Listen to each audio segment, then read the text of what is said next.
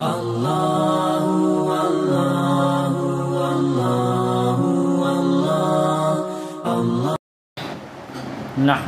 ونصلي ونسلم على رسوله الكريم اما بعد فاعوذ بالله من الشيطان الرجيم بسم الله الرحمن الرحيم ان تجتنبوا كبائر ما تنهون عنه نكفر عنكم سيئاتكم وندخلكم مدخلا كريما صدق الله العلي العظيم وصدق رسوله النبي الأمين الكريم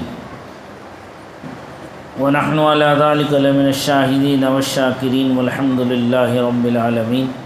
درود پاک کا نذرانہ پیش کریں، پڑھیں بآواز بلند اللہم صلی علی سیدنا و مولانا محمد معدن الجود والکرم وآلہ وصحبہ وبارک وسلم صلاۃ و سلاما علیک یا رسول اللہ، صلاۃ و سلاما علیک یا حبیب اللہ صلی اللہ تعالی علیہ وسلم۔ حضرات کرام، اللہ جل جلالہ وعم نوالہ کا فضل اور احسان عظیم ہوا کہ اس نے ہمیں اور آپ سب کو پھر اپنی بارگاہ میں حاضر ہونے کی سعادت نصیب فرمائی۔ یہ اللہ کا بڑا کرم ہے، فضل ہے، احسان ہے۔ اور اس کے ساتھ ساتھ جو درس اب تک کورونا مہاماری کی وجہ سے بند ہو گیا تھا، وہ اللہ کے کرم سے مختصر سے وقت کے لیے آج سے پھر شروع ہو گیا ہے۔ میں بہت سوچ رہا تھا کہ کس چیز کو زیر درس لے کر کے آؤں، کون سی ایسی بات جو درس میں لا کر کے قوم و ملت کے لیے، عوام و خواص کے لیے جو ہے ذریعہ نجات اور بخشش و مغفرت کا سامان بن جائے۔ میں نے بہت سوچ سمجھنے کے بعد میں یہ اپنے زمانے کے ایک بہت بڑے عالم علامہ ذہبی رحمۃ اللہ تعالی علیہ کی ایک کتاب ہے، کتاب الکبائر یعنی بڑے گناہ۔ میں نے مناسب جانا ہے کہ میں اس کتاب کو زیر درس لاؤں اور آپ حضرات کو اس کا مختصر سا خلاصہ پیش کروں۔ توفیق خیر، توفیق توبہ تو اللہ تبارک و تعالی ہی عطا فرمانے والا ہے۔ ہمارا کام صرف پیغام محبت کا پہنچانا ہے، پیغام حق کا پہنچانا ہے۔ تمام تعریفیں اللہ تعالیٰ کے لیے ہیں جو تمام جہانوں کو پالنے والا ہے، اور زیادتی کا بدلہ تو صرف ظالموں کے خلاف ہے۔ نیز رحمت و سلام ہمارے سردار حضرت محمد مصطفیٰ صلی اللہ تعالیٰ علیہ وسلم پر ہو، جو مرسلین کے سردار اور متقی لوگوں کے امام ہیں۔ نیز آپ کی تمام آل و اصحاب پر بھی رحمت و سلام ہو۔ حمد و صلوات کے بعد یہ کتاب کبیرہ گناہوں، حرام کاموں اور ممنوع امور کے اجمالی ذکر پر مشتمل ہے۔ کبیرہ گناہ وہ گناہ ہیں جن سے اللہ تعالیٰ اور اس کے رسول صلی اللہ تعالیٰ علیہ وسلم نے قرآن پاک اور احادیث مبارکہ میں منع فرمایا، اور اسلاف کے اقوال میں بھی ان کی ممانعت آئی ہے۔ اللہ تعالیٰ نے 5 منٹ بیٹھو، گھر جا کر بھی کیا کرو گے؟ بیٹھو گے کچھ سیکھو گے؟ میں آپ ہی لوگوں کے لیے تو بیٹھا ہوں، آپ ہی لوگ اگر چلے جاؤ گے اٹھ کے تو پھر میں کس کے لیے بیٹھوں گا؟ درود پاک پڑھیں اللہم صلی وسلم علی سیدنا مولانا محمد معدن الجود والکرم وآلہ وصحبہ وبارک وسلم صلاۃ و سلاما علیک یا رسول اللہ صلی اللہ تعالیٰ علیہ وسلم۔ اللہ تعالیٰ نے اپنی کتاب عزیز قرآن پاک میں کبیرہ گناہوں اور حرام کاموں سے بچنے والوں کو صغیرہ گناہوں کے مٹانے کی ضمانت دی ہے۔ پروردگار ارشاد فرماتا ہے ان تجتنبوا کبائر ما تنہون عنہ نکفر عنکم سیئاتکم وندخلکم مدخلا کریما۔ اگر تم ان کبیرہ گناہوں سے بچتے رہو، کیا فرما رہا ہے پروردگار؟ غور سے سنو۔ پروردگار فرماتا ہے اگر تم ان کبیرہ گناہوں سے بچتے رہو جن سے تمہیں روکا گیا ہے تو ہم تمہارے صغیرہ گناہ مٹا دیں گے۔ کبیرہ گناہ بڑے گناہ، صغیرہ گناہ چھوٹے گناہ۔ پروردگار کیا فرما رہا ہے؟ اگر تم کبیرہ سے بچو گے تو ہم تمہارے صغیرہ گناہ مٹا دیں گے اور تمہیں عزت والے مقام میں داخل کریں گے۔ کون فرما رہا ہے؟ خالق کائنات ارشاد فرما رہا ہے کہ اگر تم بڑے گناہوں سے بچو گے ہم تمہارے چھوٹے گناہوں کو معاف کر دیں گے اور تمہیں عزت کا مقام دیں گے، عزت والی جگہ میں داخل کر دیں گے تمہیں۔ اس آیت کریمہ کے ذریعے اللہ تعالیٰ نے کبیرہ گناہوں سے اجتناب کرنے والوں کے لیے جنت میں داخل ہونے کی ضمانت دی ہے، اور نیز ارشاد فرماتا ہے والذین یجتنبون کبائر الاسم والفواحش وَإِذَا مَا غَضِبُوا هُمْ يَغْفِرُونَ، اور وہ لوگ جو کبیرہ گناہوں اور بے حیائی کے کاموں سے بچتے اور جب غصہ آئے تو معاف کر دیتے ہیں۔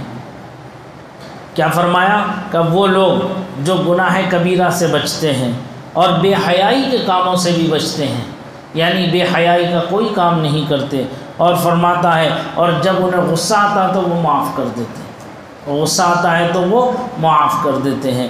پروردگار ایک جگہ اور ارشاد فرماتا ہے الذین یجتنبون کبائر الاسم والفواحش الا اللمم ان ربک واسع المغفرہ، فرماتا ہے وہ لوگ جو بڑے گناہوں اور بے حیائیوں سے بچتے ہیں مگر اتنا کہ گناہ کے پاس گئے اور رک گئے، بے شک تمہارے رب کی مغفرت وسیع ہے۔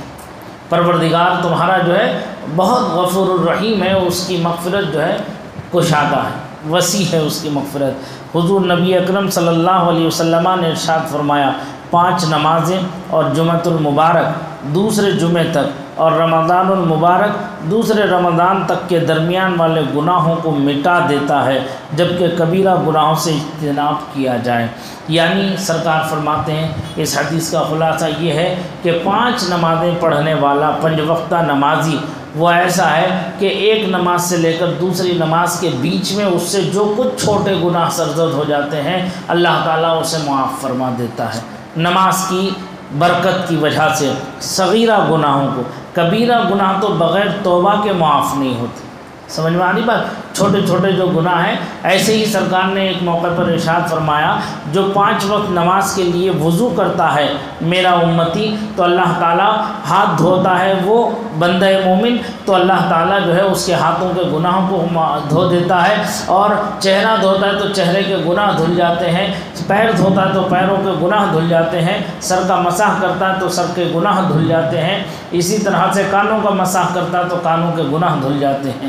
یہ سرکار نے ارشاد فرمایا تھا۔ ایسے ہی فرماتے ایک جمعے کی نماز سے دوسرے جمعے کی نماز تک، ایک رمضان المبارک کے روزوں سے دوسرے رمضان المبارک کے روزے، یہ وہ روزے کے یہ وہ نمازیں جو ٹھک بیٹھک نہیں ہے، کامل توجہ کے ساتھ اس کے حق کی رعایت کرتے ہوئے، فرائض واجبات کو پیش نظر رکھتے ہوئے، پاکی ناپاکی اور صحیح سمت کو دیکھتے ہوئے اور وضو کامل کر کے جو یہ عبادتیں کرتا ہے، نماز جمعہ پڑھتا ہے، ایک جمعے سے دوسرے جمعے کے بیچ میں جو کچھ بھی بشری تقاضوں میں شیطانی وسوسوں سے، نفسانی خواہشات سے اس سے گناہ چھوٹے سرزد ہو جاتے ہیں، اللہ اس نماز کی برکت سے، جمعے کی برکت سے وہ سب معاف فرما دیتا ہے۔ اور ایسے ہی ایک روزے سے دوسرے روزے تک رمضان کے، یعنی کامل خالص اللہ کی رضا کے لیے روزہ رکھنا، توجہ اللہ ہو کر کے روزہ رکھنا، یہ کامل روزے کے ساتھ جب پڑھے گا رکھے گا روزہ تو ایک رمضان سے دوسرے رمضان کے بیچ میں جو بھی اس سے گناہ چھوٹے ہوں گے اللہ تعالیٰ ان تمام گناہوں کو معاف فرما دیتا ہے۔ ہمارا رب کتنا بڑا کریم ہے، کتنا بڑا رحیم ہے کہ ہمارے حال پر کیسا کرم فرما رہا ہے۔ کہتے ہیں کبیرہ گناہوں کا تعین، پس ہم پر کبیرہ گناہوں کی چھان بین لازم ہے۔ تو اب ہمیں یہ معلوم کرنا چاہیے کہ صغیرہ کا تو معاف ہو ہی جاتے ہیں، تو یہ بتاؤ کبیرہ ہیں کون کون سے گناہ، ان گناہوں کو ڈھونڈنا، ان گناہوں کی چھان بین کرنا ہر کلمہ گو پر لازم و ضروری ہے نہیں؟ تو کہتے ہیں وہ کون کون سے ہیں تاکہ مسلمان ان سے اجتناب کریں۔ تو ہم نے دیکھا کہ اس سلسلے میں علماء کرام کے درمیان اختلاف ہے۔ ایک قول یہ ہے کہ گناہ کبیرہ 7 ہیں، ان لوگوں نے نبی اکرم صلی اللہ علیہ وسلم کے اس ارشاد گرامی کو دلیل بنایا۔ آپ نے ارشاد فرمایا 7 ہلاکت خیز کاموں سے بچو، 7 ہلاکت خیز کاموں سے بچو۔ صحیح مسلم جلد اول صفحہ 64 پر یہ حدیث ہے، اور بخاری شریف جلد اول صفحہ 388 پر یہ حدیث ہے۔ پھر فرماتے ہیں وہ 7 کام کیا ہیں؟ وہ 7 چیزیں کیا ہیں جس سے کہ ہلاکت سے بچنے کے لیے حکم فرمایا گیا؟ کہتے ہیں نمبر 1 اللہ تعالیٰ کے ساتھ شریک ٹھہرانا، کسی کو شریک ٹھہرانا۔ یہ شرک کی بحث میں آئے گی گفتگو، تو میں وہاں اس کا خلاصہ ضرور بیان کروں گا کہ شرک کسے کہتے ہیں، شرک کسے کہتے ہیں۔ یہ وہاں انشاءاللہ آگے شرک بات آ رہی ہے تو میں اس میں گفتگو کروں گا۔ یہاں صرف آپ یہ جانیں کہ 7 چیزوں سے بچنے کا حکم فرمایا، جس میں نمبر 1 کیا ہے؟ شرک سے بچنا، یعنی اللہ تعالیٰ کے ساتھ کسی کو شریک ٹھہرانے سے بچنا۔ نمبر 2 جادو کرنا، یہ جو جادو گنڈے جو ہوتے ہیں یہ جادو کرنا۔ جادو اتنی گندی چیز ہے، الامان الحفیظ، کہ جو ہے بہت سے ایسے خطرناک اور ایسے گندے چیزوں سے جادو کا عمل کیا جاتا ہے کہ اس کے کرنے سے انسان جو ہے دائرہ اسلام سے خارج ہو جاتا ہے۔ وہ شرکیہ اعمال ہیں، وہ کفریہ کلمات ہیں کہ اس کے پڑھنے کی وجہ سے وہ اسلام سے ہی خارج ہوتا ہے، دین سے ہی نکل جاتا ہے وہ۔ تو یہ جادو گنڈے جو کرتے ہیں نا لوگ، جو پاک چیزوں کو اپنے حلال پیسے کو لے جا کر حرام کرتے ہیں، لوگوں سے جو اس طرح کے جو کاملیات کراتے ہیں، ان کے لیے فرمایا کہ جادو کرنا، اس چیز سے بچنا۔ کہتے ہیں کسی ایسے شخص کو قتل کرنا جسے اللہ تعالیٰ نے حرام قرار دیا، ہاں حق کے طور پر قتل کیا جا سکتا ہے۔ یہ کیا مطلب اس کا مطلب یہ ہے کہ قتل کی 3 صورتیں ہیں۔ ایک قصاص کے طور پر قاتل کو قتل کرنا، دوسرا دین سے پھر جانے والے مرتد کو قتل کرنا، تیسرا شادی شدہ زانی کو سنسار کرنا، یعنی پتھر مار مار کر ہلاک کرنا۔ لیکن یہ تینوں کام جو ہے عام لوگوں کے لیے نہیں ہیں، یہ تینوں کام عام لوگ نہیں کر سکتے، ان کے دائرے اختیار سے یہ باہر ہے۔ اور یہ صرف اور صرف جہاں اسلامی سلطنت ہے، اسلامی مملکت ہے، وہاں حاکم وقت کو یہ اختیار ہے شریعت کی طرف سے کہ وہ ماحول کو کنٹرول کرنے کے لیے اور ان کے گناہ کی سزا کو متعین کرنے کے لیے وہ اپنے حق اختیار کو استعمال کر کے وہ اس سزا کا اعلان کر سکتا ہے، ورنہ عوام کے لیے یہ حکم ہرگز نہیں ہے کہ وہ اپنے آپ کو یہ سمجھ لیں کہ یہ ہمیں اجازت دے دی ہم یہ کر دیں، نہیں، یہ عوام کے لیے یہ ہرگز حکم نہیں ہے۔ کہتے ہیں نمبر 4 یتیم کا مال کھانا، یتیم کا مال کھانا یہ بھی جو ہے ہلاکت کا کام ہے، یتیم کا مال کھا جانا۔ نمبر 5 سود کھانا، بیاس کھانا، اس پر بھی انشاءاللہ تفصیل سے ایک بحث آئے گی سود کے باب میں وہاں سود کے باب میں سود کسے کہتے ہیں، سود کسے کہتے ہیں، اس کی کیا ڈیفینیشن ہے، وہ کیا ہوتا ہے، وہ وقت پر بتاؤں گا جب سود کی بحث آئے گی، ٹھیک۔ نمبر 6 میدان جنگ سے بھاگ جانا، یعنی دشمن کے مقابلے میں کھڑے ہوئے ہیں اور دشمن کے مقابلے میں جب پورا کارزار تیار ہے تو اس وقت پیٹھ دکھا کر کے بھاگنا، یہ اپنے آپ کو ہلاکت میں ڈالنا ہے، اللہ اور اس کے رسول کی بارگاہ میں رسوا ہونا ہے، ٹھیک۔ نمبر 7 پاک دامن سادہ لوح ایمان والی عورتوں پر الزام تراشی کرنا، یعنی اسے بدنام کرنے کے لیے اور اس کی حق کی عزت کرنے کے لیے اس سے اپنی اگر ناجائز کوئی خواہش ہماری پوری نہ ہو سکی تو اس کے اوپر کوئی الزام لگا دینا اس پاک دامن پر، یہ حرام ہے۔ سمجھ میں آ رہی بات؟ تو یہ وہ 7 گناہ ہیں جس کے لیے آقا کائنات صلی اللہ علیہ وسلم نے ارشاد فرمایا کہ 7 ہلاکت خیز کاموں سے بچو۔ نمبر 1 اللہ تعالیٰ کے ساتھ شریک ٹھہرانا، نمبر 2 جادو کرنا، نمبر 4 کسی ایسے شخص کو قتل کرنا جسے اللہ تعالیٰ نے حرام قرار دیا ہو، نمبر 4 یتیم کا مال کھانا، نمبر 5 سود کھانا، نمبر 6 میدان جنگ سے بھاگ جانا، نمبر 7 کسی پاک سادہ لو عورت کے پاک دامن عورت پر الزام تراشی کرنا، بہتان لگانا۔ حضرت ابن عباس رضی اللہ تعالیٰ عنہما نے فرمایا کہ یہ کبیرہ گناہ 70 کے قریب ہیں، جن میں سے 7 زیادہ قریب اہم ہیں۔ کبیرہ گناہ کتنے ہیں؟ حضرت عبداللہ ابن عباس فرماتے ہیں کہ تقریباً وہ 70 کے قریب ہیں، ٹھیک۔ ان میں سے سب سے زیادہ جو ہے یہ 7 گناہ، سب سے زیادہ کیا ہے؟ یہ 7 گناہ ہیں۔ کہتے ہیں قسم بخدا حضرت ابن عباس رضی اللہ تعالیٰ عنہما نے صحیح فرمایا، جہاں تک مذکورہ بالا حدیث کا تعلق ہے تو اس میں تمام کبیرہ گناہوں کا شمار نہیں ہے۔ بطور نتیجہ مدلل بات یوں کہا جا سکتا ہے کہ جو شخص ان بڑے بڑے گناہوں کا مرتکب ہو جن کی وجہ سے دنیا میں حد نافذ ہوتی ہے، جیسے قتل، زنا اور چوری کرنا، یا ان گناہوں کے حوالے سے آخرت میں عذاب، غضب خداوندی یا جھڑک آئی ہے، یا نبی اکرم صلی اللہ علیہ وسلم کی زبان مبارک سے کسی کام کے کرنے والے پر لعنت بھیجی گئی ہو، تو وہ کبیرہ گناہ ہے۔ اور یہ بات تسلیم کرنا بھی ضروری ہے کہ بعض کبیرہ گناہ دوسرے بعض کی نسبت زیادہ بڑے ہیں۔ کیا تم نہیں دیکھتے کہ نبی اکرم صلی اللہ علیہ وسلم نے شرک کو کبیرہ گناہوں میں شمار کیا، حالانکہ اس کا مرتکب ہمیشہ ہمیشہ جہنم میں رہے گا اور کبھی بھی اس کی بخشش نہیں ہوگی۔ مشرک کی کبھی بھی بخشش نہیں ہوگی جب تک کہ وہ توبہ صحیحہ نہ کر لے، ٹھیک، ایمان نہ لیا۔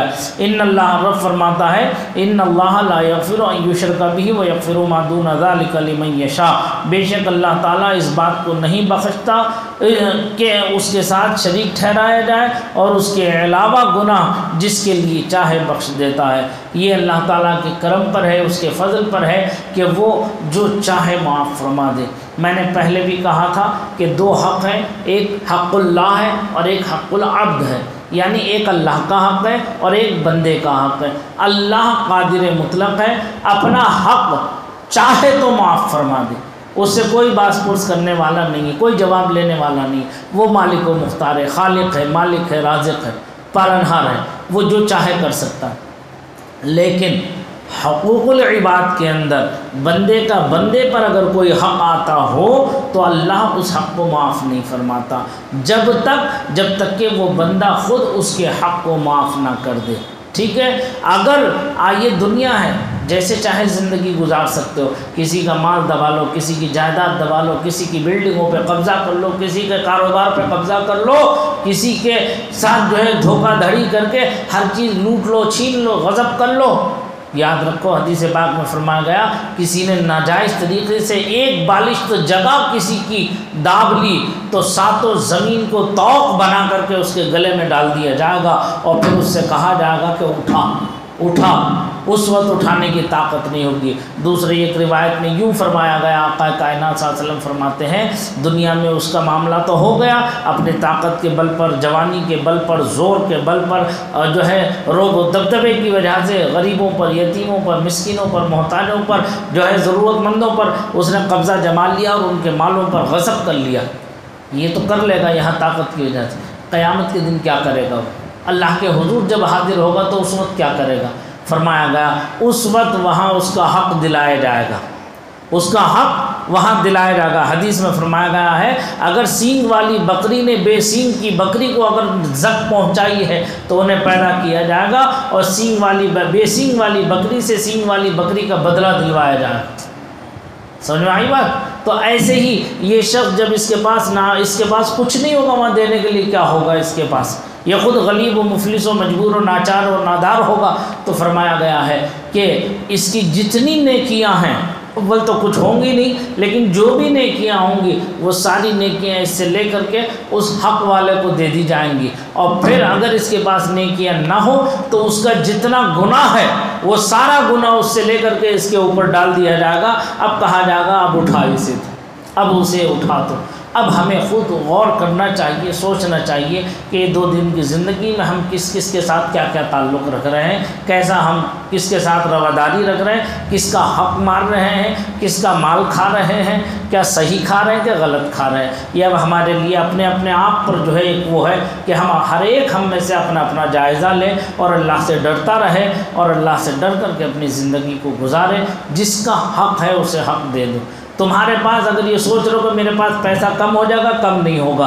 حق والے کو حق دو گے، اس کی دعائیں تمہارے ساتھ شاملہ حال ہوں گی۔ اس کے ساتھ اگر تم نے حسن سلوک کیا تو اللہ اس کا بدلہ یہ دے گا کہ تمہاری روزی میں برکت ہو جائے گی، تمہارے مال میں بڑھوتری ہو جائے گی، تمہیں ترقی ملے گی۔ کیا نہیں چاہتے کہ ہمیں ترقی حاصل ہو، ہمارے مال میں بڑھوتری حاصل ہو؟